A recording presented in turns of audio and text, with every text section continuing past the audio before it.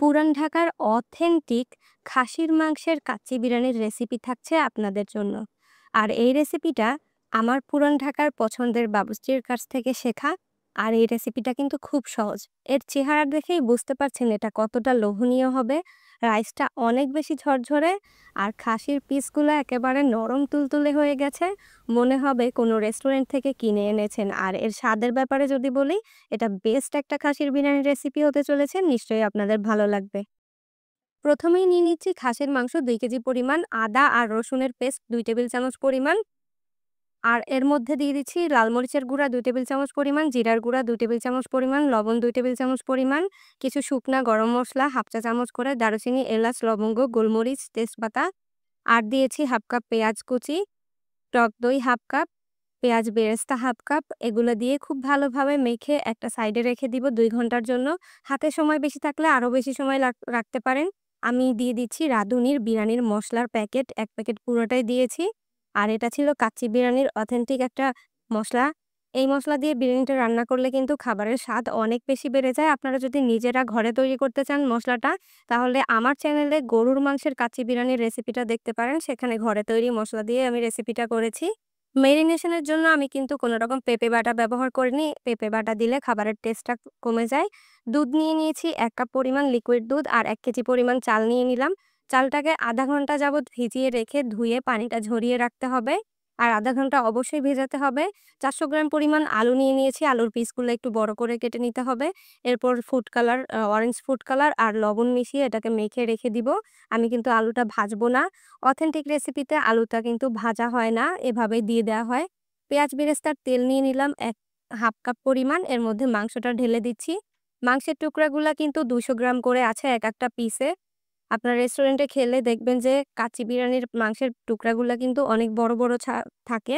আর আমি একেবারে রেস্টুরেন্টে ঠিক যেভাবে রান্নাটা করে আপনাদের সাথে সেভাবেই রান্না করছি। আমার যিনি শেফ ছিলেন আমাকে যে শিখিয়েছে সে আমাকে ঠিক সেম প্রসেসেই শিখিয়েছিল। আলুগুলো উপর থেকে দিয়ে সাজিয়ে দিচ্ছি। আর এর মধ্যে আমরা চলে যাচ্ছি রাইসটা রেডি করতে। রাইসটা কিন্তু আমরা আধা ঘন্টা যাবৎ ভিজিয়ে রেখেছিলাম। গরম পানি করতে দিয়ে দিলাম চুলায়। আর এর মধ্যে তেজপাতা, দারুচিনি, এলাচ, লবঙ্গ, শাহজিরা দিয়ে দিলাম। এরপর দিয়ে দিচ্ছি চালটা। চালটা 50% সেদ্ধ করতে হবে। অর্থাৎ অর্ধেকটা সেদ্ধ হবে, বাকি অর্ধেক সেদ্ধ করা যাবে না। এরপর পানিটা ঝরিয়ে গরম, গরম এই চালটাকে আমাদের মাংসের উপরে দিয়ে দিতে হবে। এইজন্য আমি আগে থেকে মাংসটা হাঁড়িতে সেট করে রেখেছি। আর সামান্য পানি যদি থাকে এই পর্যায়ে চালের সাথে তাতে কোনো সমস্যা নেই। কারণ আমরা এই দুধ দিয়ে এটা বাকিটা সেদ্ধ করব। এবার ছড়িয়ে দিলাম চারপাশ থেকে। দুধের মিক্সচারটা দিয়ে দিচ্ছি। দুধের মধ্যে কিন্তু আমি ১ টেবিল চামচ পরিমাণ চিনি ব্যবহার করেছিলাম। অবশ্যই চিনিটা ব্যবহার করবেন। উপর থেকে দিয়ে দিচ্ছি ভাজা পেঁয়াজ। এবার শুধু সাজানোর পালা। গুঁড়া দুধ দিয়ে দিলাম ২ টেবিল চামচ পরিমাণ। কিশমিশ আর দিয়ে দিচ্ছি কাজু বাদাম। আলু বোখারা দিয়ে দিচ্ছি। আলু বোখারা না দিলে আমার কাছে কাচ্চির টেস্টটা খুব বেশি ভালো লাগে না। ঘি দিয়ে দিচ্ছি ২ টেবিল চামচ পরিমাণ। অবশ্যই বাসমতি চাল রান্না করলে উপর থেকে ঘি দেওয়ার চেষ্টা করবেন, না হলে চালটা কিন্তু অনেক বেশি শুষ্ক হয়ে যায়। এরপর দিয়ে দিচ্ছি কেওড়ার জল আর দিয়ে দিচ্ছি গোলাপ জল ১ চা চামচ করে। তারপর কিছুটা বিরিয়ানির মসলা আমি রেখে দিয়েছিলাম সেটা উপর থেকে ছড়িয়ে দিচ্ছি।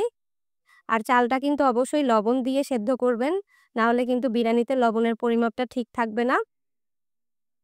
দেখতে পাচ্ছেন সাজানো হয়ে গেছে। এখন আমরা এটাকে সিল করে দমে দিয়ে রান্না করব। আর উপর থেকে আমি ১ চিমটি পরিমাণ ফুড কালার দিয়ে দিলাম একটু ছড়িয়ে। আমি আজকে ফয়েল পেপার দিয়ে এটাকে সিল করব। আপনারা চাইলে কিন্তু ময়দা চারপাশে লাগিয়েও সিল করে দিতে পারেন। প্রথম ১০ মিনিট হাই আঁচে রান্না করব যেন নিচের মাংসটা খুব ভালোভাবে গরম হতে পারে। এরপরে আমরা ৩০ থেকে ৪০ মিনিট এক্কেবারে চুলার জাল যেন নিভু, নিভু হয়ে যায় সেই পর্যায়ে রেখে রান্না করব। আর যদি হাঁড়ির তলাটা আপনাদের পাতলা হয় তাহলে একটা তাওয়া দিয়ে দিবেন, না হলে কিন্তু মাংস তল থেকে পোড়া লেগে যেতে পারে। আমি যেহেতু ইলেকট্রিক চুলায় রান্না করছি খুব বেশি সমস্যা হবে না। আর আমার হাঁড়ির তলাটা অনেক মোটা ছিল। ৪০ মিনিট পর যখন হাঁড়ির ঢাকনাটা খুলে এভাবে রাইসটা উঠাবেন তখনই বুঝতে পারবেন আসলে কতটা পারফেক্ট হয়েছে আপনাদের এই কাচ্চি বিরিয়ানিটা। আর এটা যারা ১ম রান্না করছেন তারা অবশ্যই চুলার আঁচটাকে একটু চেক করে রাখবেন। কারণ যদি আঁচ একটুও বেশি হয় তাহলে কিন্তু মাংসটা তলে পোড়া লাগতে পারে। আর দেখতে পাচ্ছেন আমার বিরিয়ানিটা কত বেশি ঝরঝরে হয়েছে। আমার শেফ যখন আমাকে এই রেসিপিটা শিখিয়েছে তারপর থেকে কিন্তু আমার আর কাচ্চি বিরিয়ানি রান্না করতে কোনো রকম ভয় বা সমস্যা হয়নি। আমি তারপর থেকে রেগুলার খুব সহজে রান্না করে ফেলতে পারি। আপনারাও পারবেন।